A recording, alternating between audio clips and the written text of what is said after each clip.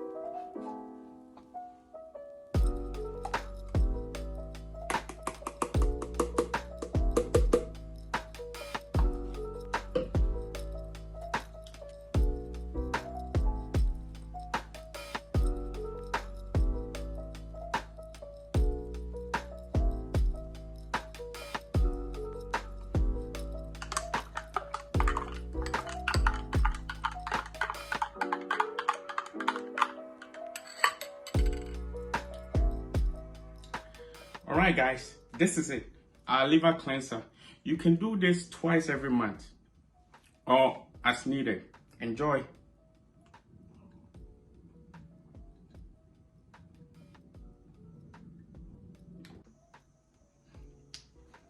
Not a bad taste, matter of fact. Please subscribe, share, comment, and like our videos, and put us on post notification for more amazing videos like this. Thank you. And oh, I'm saving this for later.